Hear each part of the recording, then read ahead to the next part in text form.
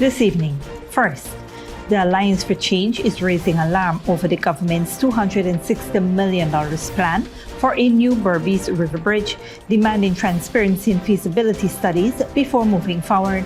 We'll break down the heated debate and what's at stake. Next, temperatures are set to soar in the coming months as Guyana braces for the hottest days of this year. Find out how the predicted heat wave could impact your health, crops, and livestock, and what you can do to stay safe. Then, in a developing story, former police chief Paul Slow is under investigation again for a serious sexual offense. The allegations follow earlier charges, and now new social media actions have sparked further legal scrutiny. Meanwhile, police in Region 7 have made a significant bust, seizing high-powered firearms and nearly 400 rounds of ammo in a mining camp. 2 men are in custody. Details on this major operation ahead. And in regional news, opposition leaders in Venezuela take to the streets, protesting President Nicolas Maduro's re-election amid claims of widespread fraud. Stay tuned for these stories and more coming up on tonight's broadcast.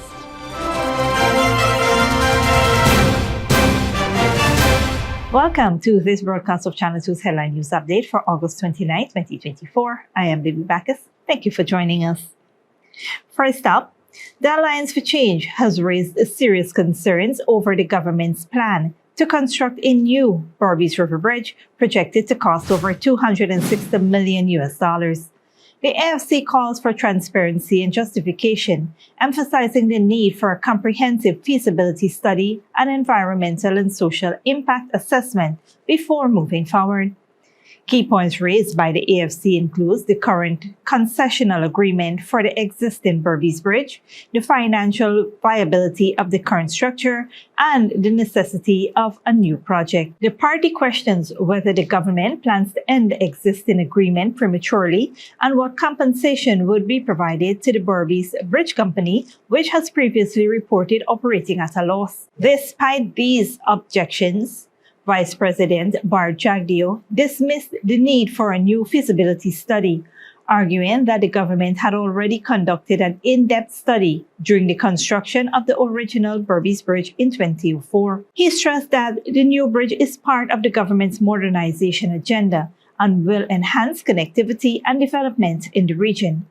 Dr. Jagdeo also criticized the opposition for what he termed as an anti-development stance and misinformation, highlighting the importance of the new bridge for improving residents' livelihoods and promoting interconnectivity between the Marara and Berbice. Meanwhile, the debate continues as the AFC insists on transparency while the government moves forward with its infrastructure plans. In other news, the Guyana Police Force is investigating a new allegation of a serious sexual offense against former police chief Paul Slow. This follows previous charges from October 2021, where Slow was accused of 3 counts of sexual assault, with those cases still pending in the magistrate's court. The recent investigation was prompted by Slow's actions on social media, where he allegedly launched malicious attacks against the female victim, causing further trauma. These actions are seen as a violation of the Sexual Offences Act of Guyana, which aims to protect victims from such harm. In response, the police have initiated an investigation in collaboration with international counterparts. Legal advice will be sought on potential charges following the completion of the probe. The investigation remains ongoing. In similar news, 2 men from the Essequibo Coast, Region 2, have been charged with sexual assault in separate incidents and were granted bail in court appearances this week. Desmond George, a 35-year-old resident of Charity Housing Scheme, is accused of sexually assaulting a woman on July 22, 2020 at Siriki, Upper Pomeroon River. On Monday, he appeared before Magistrate Tamika Clark at the Charity Magistrates Court. Despite the prosecutor's objection, George was granted $300,000 bail with the condition that he reports to the Charity Police Station's sergeant on the last Friday of every month. His next court appearance is scheduled for September 23, 2024. In a separate case, 18-year-old Nicholas Williams from Underneaming Sandpit is charged with sexual assault of a female student under the age of 16 between September 1st and September 30th, 2023. Williams appeared before Magistrate Clark at the Anna Regina Magistrates Court on Tuesday. Although the prosecutor objected to bail, he was granted $300,000 bail under the condition that he does not interfere with the victim or her family. Williams is due back in court on September 26, 2024 for the disclosure of statements. Stick around when we return. Above normal temperatures forecasted for September to November in Guyana. And police seize high-powered rifles, shotguns and ammunition in Region 7 operation.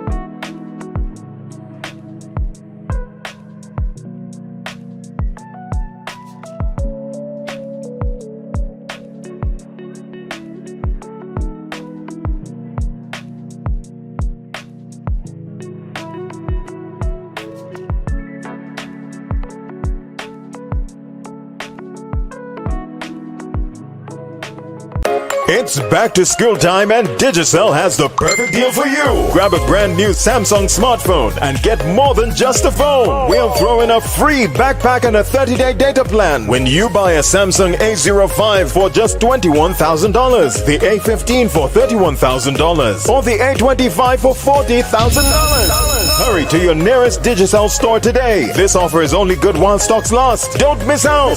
Digicel, the network for everyone, everywhere. Good girl forget things.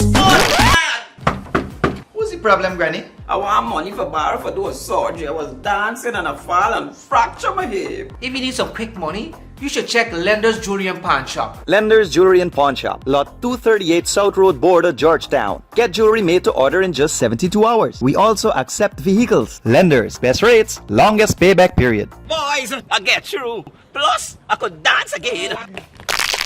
Lender's Jewelry and Pawn Shop. Minds Educational Institute, offering preschool, nursery, and primary levels. Finally, a school that is every parent's dream. Located at 69 Crow Street, offering academic excellence, trained qualified teachers, small class sizes, personalized care, and one-to-one attention for your little ones. At Smart Minds, register for full-time or evening classes, daily practice pass exam papers for proficiency at the grade 2, 4, and 6 assessment, and CXE exam preparedness. Or join our Becca Phonics reading and writing program. So if your child is for preschool, nursery, or primary level, come to Smart Mind, located at 69 Street, or call 231-4885 or 600-9229 to enroll now.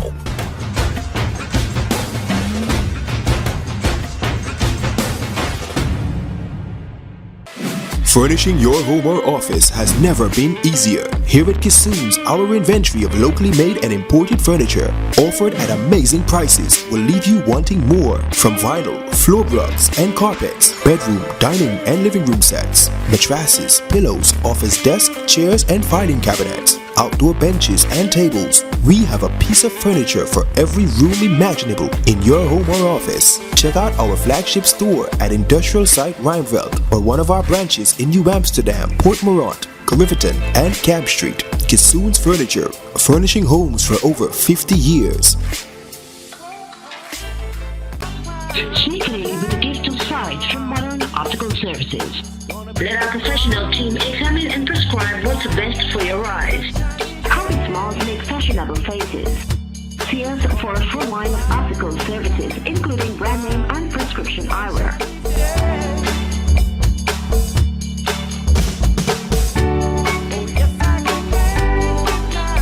Modern Optical Services, 316 Mill Street, Georgetown. Telephone 226-1082.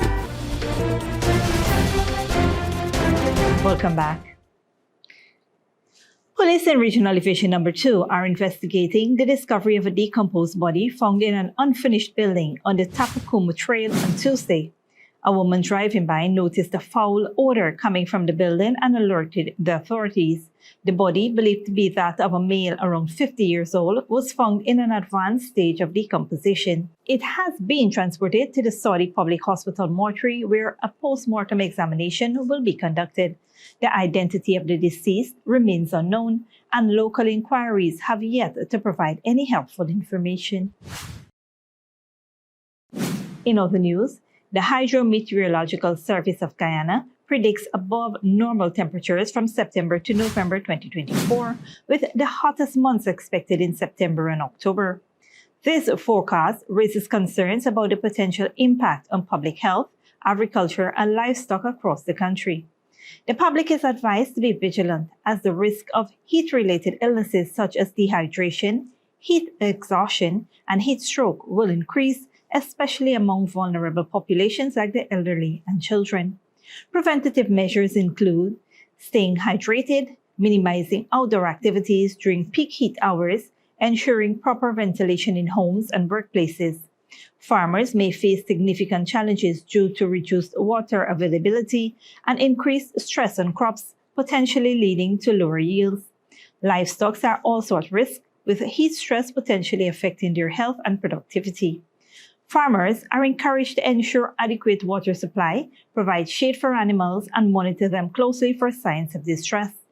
The first half of 2024 has already seen temperatures surpassing historical averages, which is expected to continue. The public is urged to stay informed through weather updates, implement water-saving strategies, and take necessary precautions to protect health, crops, and livestock. The Hydrometeorological Service will continue to provide updates. Moving on, 2 men are in custody as ranks of the Ghana Police Force found guns and ammo. A police operation in Waikarai Backdam Region 7 led to the seizure of high-powered firearms and a significant amount of ammunition on Wednesday, August 28. The operation, conducted between 12 and 1 p.m., focused on a mining camp in the area. During the search, police recovered a 12-gauge shotgun, 2 rifles, an AR-15 and an AM-15, along with close to 400 rounds of ammunition. 2 individuals are currently in custody assisting with the ongoing investigation. The police have secured the confiscated weapons and ammunition, and efforts are ongoing to identify and apprehend others involved. This operation is part of the police's broader effort to enhance public safety and crack down on illegal activities in the region. Don't go away after the break. Dozens missing in Yemen floods, risk of cholera outbreak rises, and Ukrainian drone industry on the rise, new designs developed on nearly daily basis.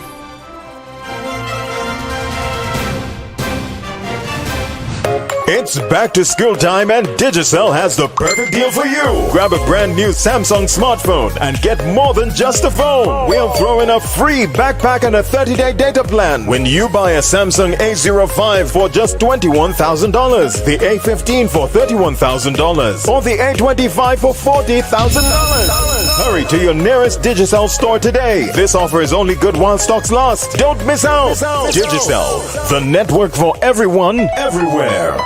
Minds Educational Institute, offering preschool, nursery, and primary levels. Finally, a school that is every parent's dream. Located at 69 Crow Street, offering academic excellence, trained qualified teachers, small class sizes, personalized care, and one-to-one attention for your little ones. At Smart Minds, register for full-time or evening classes, daily practice pass exam papers for proficiency at the grade 2, 4, and 6 assessment, and CXE exam preparedness. Or join our Becca Phonics reading and writing program. So if your child is for preschool, nursery, or primary level, come to Smart Mind, located at 69 Crow Street, or call 231-4885 or 600-9229 to enroll now.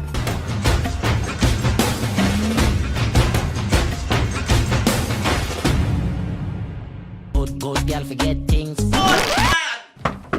What's the problem, Granny? I want money for borrow for doing surgery. I was dancing and I fall and fracture my hip. If you need some quick money, you should check Lender's Jewelry and Pawn Shop. Lender's Jewelry and Pawn Shop, Lot 238 South Road Border, Georgetown. Get jewelry made to order in just 72 hours. We also accept vehicles. Lender's, best rates, longest payback period. Boys, I get through. Plus, I could dance again. Lender's Jewelry and Pawn Shop. Sneakily with a gift of sight from Modern Optical Services. Let our professional team examine and prescribe what's best for your eyes. Current smiles make fashionable faces. See us for a full line of optical services, including brand name and prescription eyewear.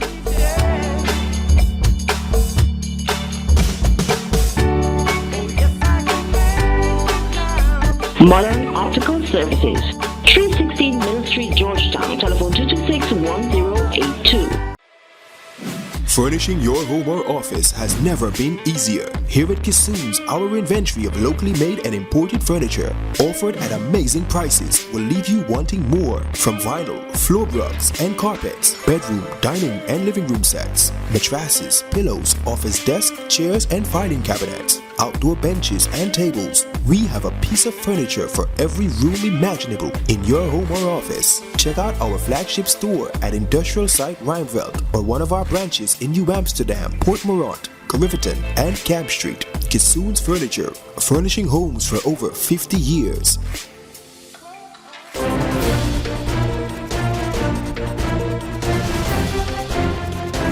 Welcome back. Now we take a look at what's happening in the region and around the world. Opposition leaders in Venezuela have returned to the streets to protest against the re-election of President Nicolas Maduro. They say there was widespread fraud in last month's poll, but the Electoral Council insists Maduro won more than 50% of the votes. Al Jazeera's Alexandra Rampietti reports. Opposition leader Maria Corina Machado remains defiant. Despite having been hiding from the authorities, she re-emerged to attend a rally in Caracas on Wednesday. This one exactly a month after President Nicolas Maduro was declared the winner of a presidential election the opposition claims it has proven was stolen. Those who say the passage of time favours Maduro are wrong. Every day he's more isolated, more toxic. Not a single democratic country in the world recognises him. Wednesday's rally was smaller than previous protests, likely due to the government rounding up and jailing of more than 1,600 people in an unprecedented crackdown. The opposition says political leader Biagio Piglieri was the latest to be arrested after he appeared at the rally alongside Machado. Moments earlier, he had denounced being trailed by security forces in a video published online. Groups of Venezuelans also gathered in other Latin American capitals. In the Colombian capital Bogotá, white balloons denounced the detention of political prisoners. Each balloon represents one of the more than 1,674 political prisoners in Venezuela today. Each of them is a life. 127 of them are minors behind bars. Each of them is a voice Maduro wants to silence. But the Venezuelan people will remain firm in their opposition to this fraud. Meanwhile, some Latin American countries continue to question Maduro's victory. On Wednesday, the Inter-American Commission on Human Rights presented a damning report accusing the government of Nicolás Maduro of significant human rights violation and creating a climate of intimidation and fear that they say amounts to state terrorism. Government supporters also held rallies on Wednesday, vowing to defend Maduro's victory against what they claim is an attempt to sow unrest throughout Venezuela.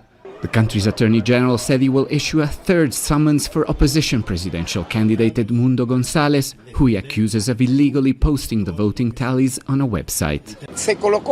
The web page was created to disturb, destabilize, and to create a climate of unease, which they did not achieve. Earlier this week, President Maduro announced a reshuffling of his cabinet, putting loyalists and hardliners in control of key posts, another indication that despite the lingering doubts, he has no intention to give up power. Alessandro Rampietti, Al Jazeera. Internationally, at least 24 people are missing as Yemen has been lashed by torrential rains that triggered floods, exacerbating the spread of waterborne diseases, the authorities said. Al Jazeera's Imogen Kimber reports. 3 dams collapsed, and dozens of houses were swept away, along with many lives, in Yemen's northwestern province, Al-Mahwit. Landslides and flash floods hit the Heist district after more than 24 hours of heavy rain. The floods came and swept everything we have, our belongings, beds, and the food we used to have. The flood left us with nothing. This comes only a few weeks after swathes of Yemen's northern provinces, Hodeidah and Hajjah, were left submerged in water. At least 45 people died and more than 12,000 homes were damaged. More than 250,000 people have been affected by the flooding, according to the UN, with more rain predicted. While fears are mounting that the situation could trigger a cholera epidemic. This clinic has faced an influx of hundreds of suspected cholera patients since the floods began. A week ago, my son was infected with cholera. Our whole household is now suffering from diarrhea. But we're unable to obtain treatment here, and sometimes we have to bring medicine from elsewhere. The medical staff at the centre say they can barely cope. We are now facing a medical crisis. If it is not tackled by the concerned authorities, it will turn into an even bigger disaster. The staff on duty is overwhelmed and could fall apart at any moment, and the centre could be closed. Cholera spreads through contaminated water. And so with damage to infrastructure, a lack of proper sewage systems, limited access to safe drinking water, and an already weak healthcare system, the risk is great. UNICEF says more than 1,500 cases have been reported per day over the last few weeks. And it needs more money to respond to the problem adequately. The concern is that there may be a repeat of the last cholera outbreak between 2016 and 2021, when millions of cases were reported and around 4,000 people died. In Madrid, Kimber, Al Jazeera. Finally, the use of drones in Ukraine has become an integral part of the war. Both Russian and Ukrainian forces are trying to utilize their latest inventions to gain an advantage for their troops. As a result, Ukraine's drone industry is growing fast, with new designs being developed almost daily. On display for all to see, the latest generation of land, sea and air drones being shown to the Ukrainian public. The war in Ukraine has triggered an explosion of designs, and now hundreds of small companies are hard at work developing unmanned systems that will help Ukrainian soldiers get the edge on the battlefield they so desperately need. We have to fight with machines, with knowledge, not with people. When we sent our first prototypes, the guys gave feedback. There was a lot of information and we processed it and tried to ensure the knowledge was incorporated to keep the guys safer. The gathering of information on what works and what doesn't is collected on the front lines and then given to designers, who can then tweak existing models to produce something more useful to Ukraine's armed forces. This feedback is a vital component in rapidly speeding up design. I think manufacturers need to offer solutions based on feedback, but this work is also in parallel. That is, from the top there is communication to the manufacturer, but some ideas from the manufacturer can go the other way. The bottom-up strategy is yielding tangible results. Rather than the defence industry telling designers what it wants and asking for designs that will take time to be approved, loose guidelines are issued to many small companies competing with each other to produce working models that are quickly improved on. The result is not so much a drone evolution, but a revolution in drone design. And it's not just about weapons. Seen here, this amphibious all-terrain vehicle can transport food and ammunition to Ukrainian units on the front lines. It can also take wounded soldiers quickly from the battlefield to waiting aid stations. It's the third year of the war, and Ukraine has seen an explosion in designs of unmanned systems from air, sea and land. What started off as crude weapons are now extremely sophisticated, integrated at all levels of the battlefield. But not just weapons, they can also deliver supplies and save lives. Alex Katopoulos, Al Jazeera, Kyiv.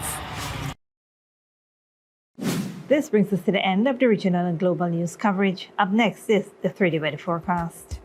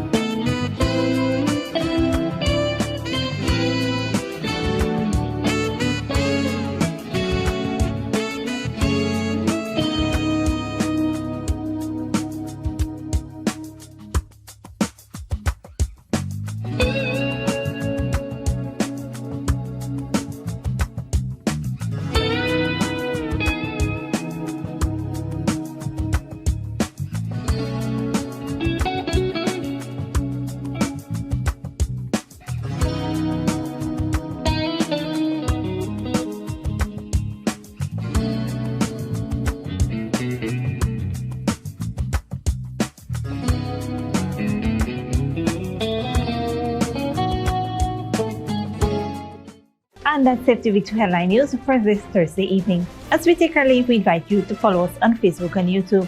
You can tune in tomorrow at 6:30 a.m. for rebroadcast and at 5:30 p.m. for more news. Until then, please take care of yourself and each other.